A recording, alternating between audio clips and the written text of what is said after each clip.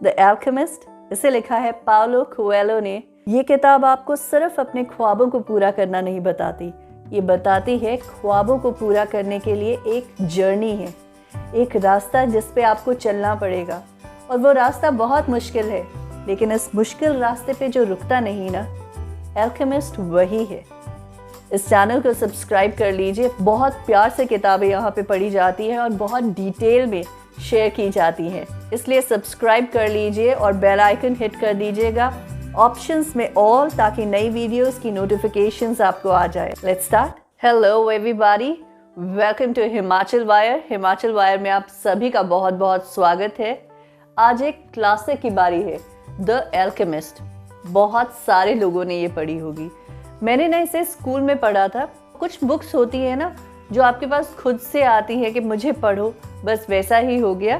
तो ये जो बुक है एल्केमिस्ट, आप इसके कवर को देखेंगे तो ये कहता है the fable about following your dreams, but alchemist is much more than following your dreams, it is the journey. इस किताब को पढ़कर आप समझेंगे कि जर्नी कितनी इंपॉर्टेंट है किसी भी चीज़ की। शुरुआती दौर में कोई भी चीज़ जब हम करते हैं तो अक्सर ऐसा हो जाता है कि चीज़ें बहुत अच्छी होती है। इस बुक में उसको बिगनर्स लक बोलते हैं। सुना भी होगा बहुत सारे लोगों ने कि बिगनर्स लक एक बहुत ही टेम्पटिंग चीज़ होती है आपको आगे ले जाने के लिए, बट जो विनर्स होते हैं और जो नहीं कुछ अचीव कर पाते, उनमें बस ये डिफरेंस होता है कि बिगनर्स लक आता है, सभी लोग 100% बहुत खुश हो जाते हैं।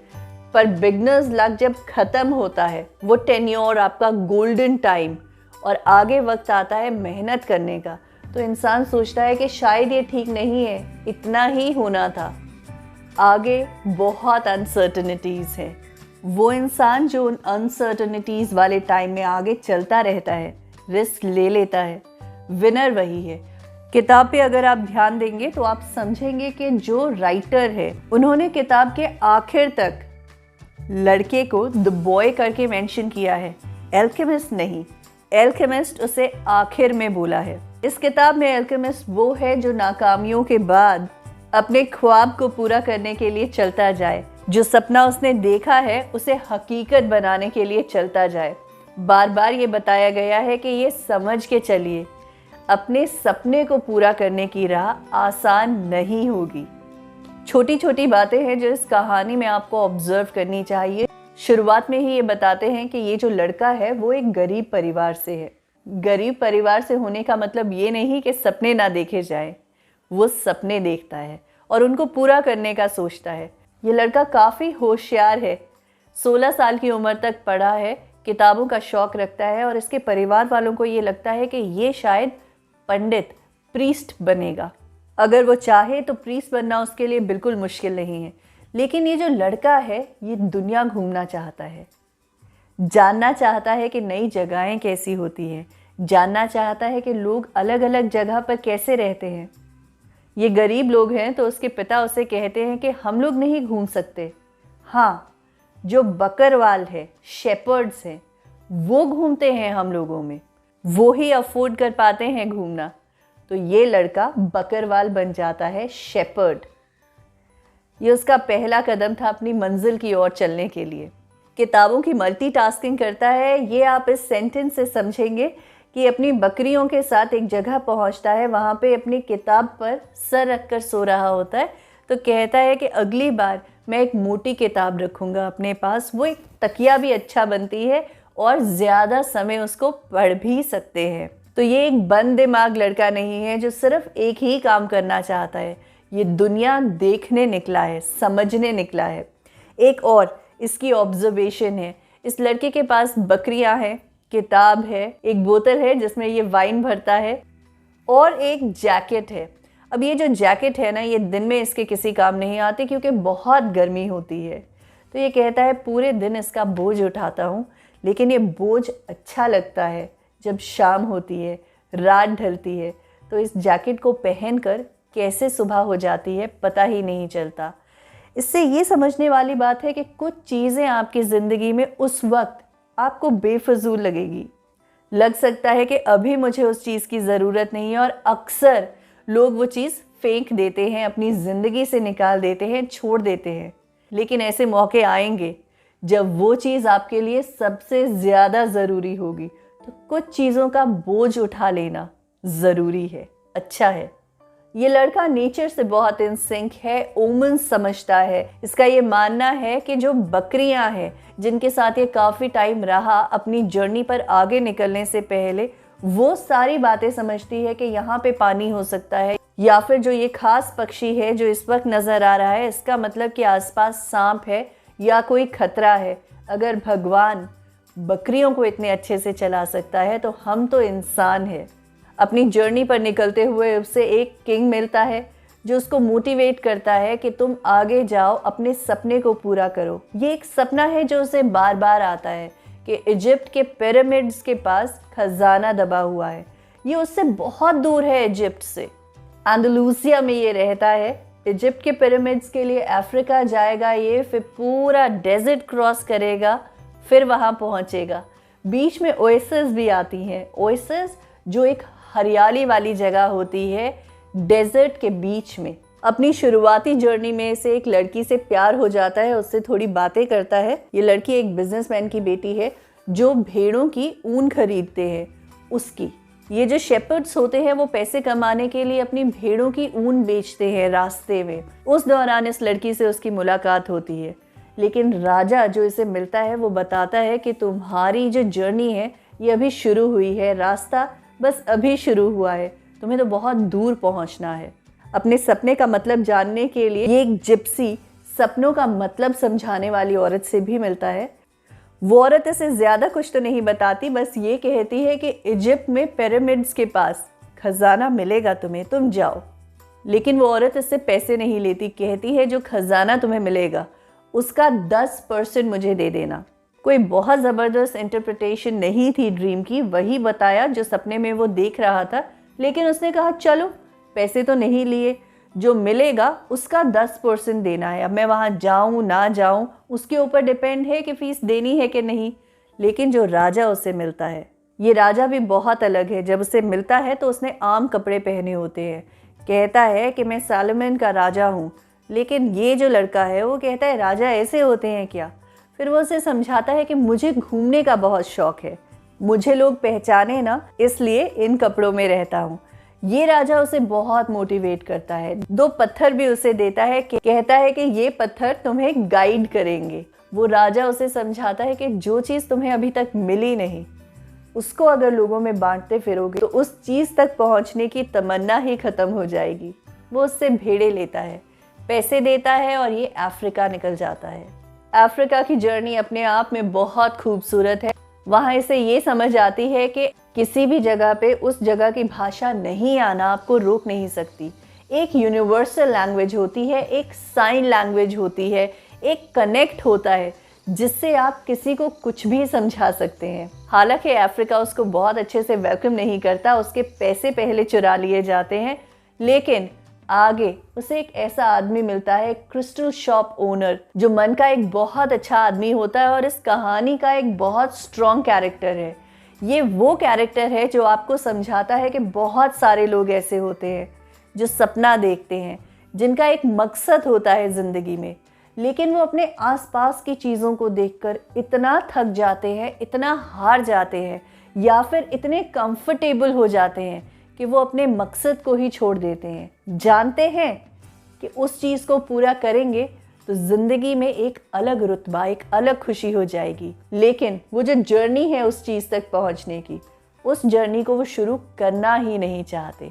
तो ये जो क्रिस्टल शॉप ओनर है ना, ये वो है। ये मेका जाना चाहता था, इसकी एक क्रिस्टल शॉप है, ना ही क्रिस्टल शॉप में बहुत ज़्यादा ध्यान देता है, ना ही कुछ नया करना चाहता है। जब ये लड़का उसके पास आता है वो कहता है कि मैं आपके क्रिस्टल्स को साफ़ कर देता हूँ, आपकी सेल बढ़ जाएगी, आप मुझे खाना दे दीजिए। वो क्रिस्टल साफ़ करता है, 2 कस्टमर्स आते हैं उस वक्त। तो यह आदमी कहता है तुम मेरे लिए लकी हो, खाना तो मैं तुम्हें वैसे भी खिला देता, लेकिन मैं चाहता था कि तुम ये काम करो, अब मेरे साथ ही रहो, यहाँ पे मेरी दुकान में काम करो। ये लड़का जो है ये अपना सपना पूरा करना चाहता है, इसलिए ये ज़िंदगी में हर मिनट कुछ अच्छा, कुछ बेहतर करना चाहता है। थोड़े दिनों में ये उस दुकान में ही रहते हुए ये ऑब्ज़र्व करता है कि ये जो दुकान है ये पहाड़ी की चोटी पे है, लोग यहाँ पर आते हैं, थक जाते हैं, वो यहाँ आकर चाय पीना पसंद करेंगे। हालांकि थोड़े नीचे कुछ चाय की दुकान है, लेकिन वो क्रिस्टल में चाय नहीं देते। वो इस आदमी को कहता है कि हमें चाय का बिजनेस शुरू करना चाहिए क्रिस्टल में, लोग पसंद करेंगे।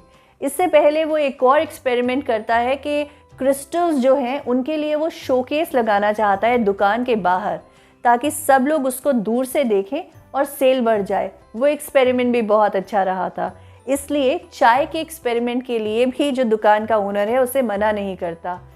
इतनी ज़्यादा सेल बढ़ जाती है कि कुछ महीनों में ही ये दोनों बहुत अमीर हो जाते हैं। इस बात पर ध्यान दीजिएगा कि कभी कभार कंपनी का भी असर पड़ता है।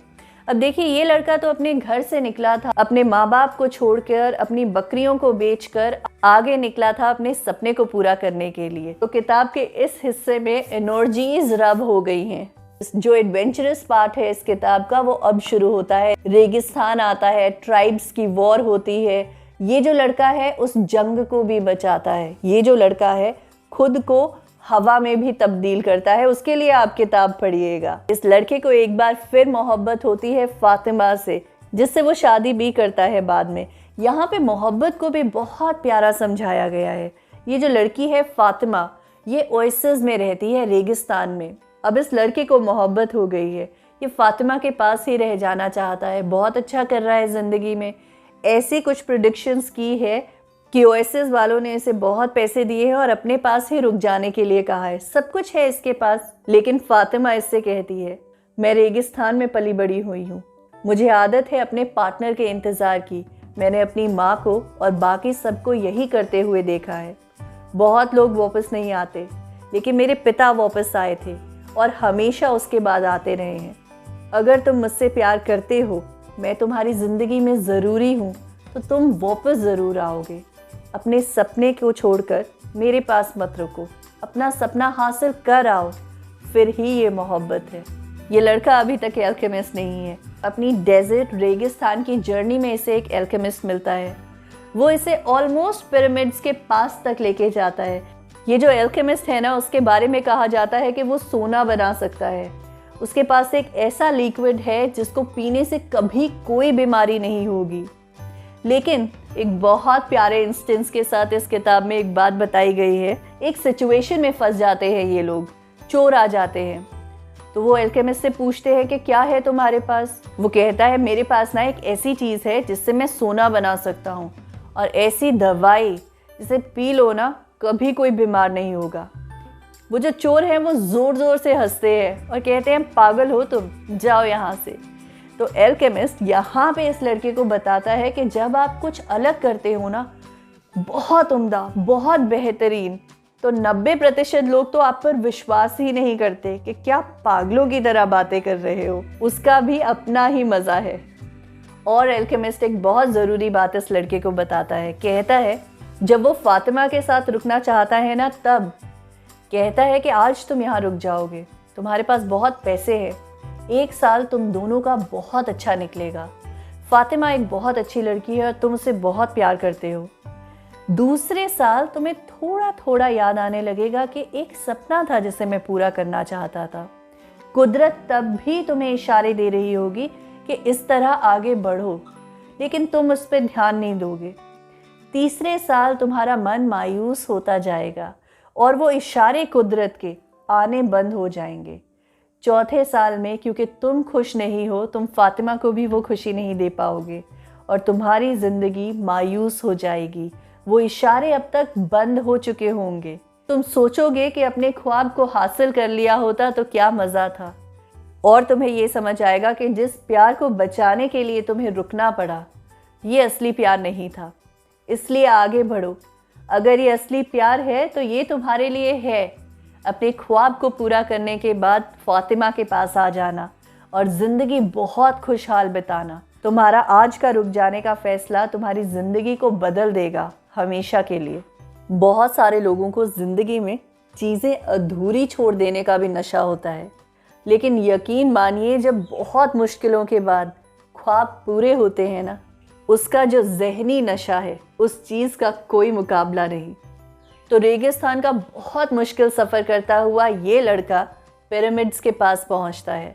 उससे पहले एक मॉनेस्ट्री में एल्केमिस्ट जो उसके साथ होता है वो उसे सोना बना के दिखाता है। सोना बन सकता है ये देखना इस लड़के के लिए बहुत हैरानी की बात होती है, क्योंकि एल्केमिस्ट से रास्ते के दौरान अपनी जर्नी में ये पूछ चुका होता है कि अगर मैं आपको इतना काबिल लगता हूँ तो मुझे सोना किस तरह बनता है ये बताइए ना। तो एल्केमिस्ट ने उस वक्त उसे कहा था, देखो हर चीज़ का अपना एक नेचर होता है, कॉपर का, लेड का, हर चीज़ का। उस नेचर को अगर आप बदलने की कोशिश करोगे ना तो पूरा बैलेंस खराब हो जाएगा। इसलिए अक्लमंद लोग जो चीज़ों से सोना बनाना चाहते थे वो जानते हैं कि सोना इस तरह नहीं बनता, और जो नहीं जानते वो अभी तक लगे पड़े हैं सोना बनाने। यहाँ पर इस स्टेज में जब वो लड़का पिरामिड्स के पास है, उसे खजाना मिलने वाला है, एल्केमिस्ट उसे सोना बना के दिखाता है और उसका एक हिस्सा इसे देता भी है। एक हिस्सा अपने पास रखता है, एक उस मॉन्क को देता है और एक हिस्सा और 4 टुकड़ों में करता है ना उसे, तो एक हिस्सा और उस मॉन्क को दे जाता है कि अगर इस लड़के को इसकी ज़रूरत पड़ी तो आप दे देना।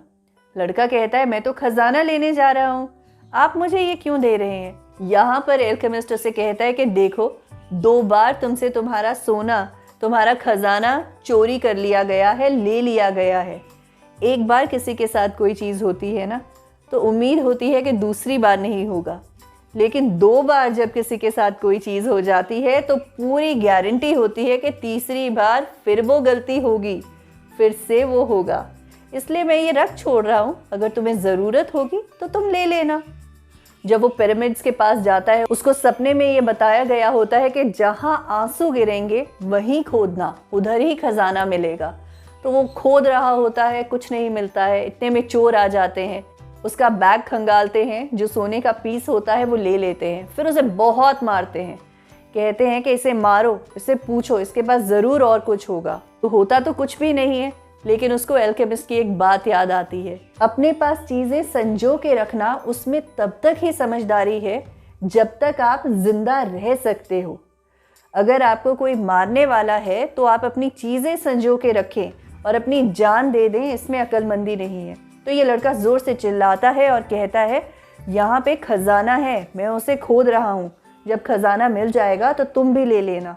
वो लोग उसे थोड़ा और मारते हैं और कहते हैं, ये पागल है, इसके पास कुछ नहीं है, इसे छोड़ दो।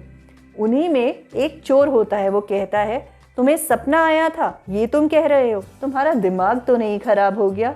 क्योंकि मुझे भी कई बार सपना आया है कि एंडलूसिया में एक टूटा हुआ चर्च है, वहाँ पर खजाना दबा हुआ है। अगर मैं भी इन्हीं बातों में रह जाता सपनों के चक्कर में, तो मुझे भी यहाँ से चले जाना चाहिए था एंडलूसिया। ये वही चर्च था जहाँ से इस लड़के ने अपनी जर्नी शुरू की थी, वहीं पर खजाना दबा हुआ था। वो लड़का हंसता है और वहाँ से उस चर्च में जाता है। उधर उसे बहुत खजाना मिलता है। 10% तो वो देता है उस औरत को जिसने उसे सपना समझाया था।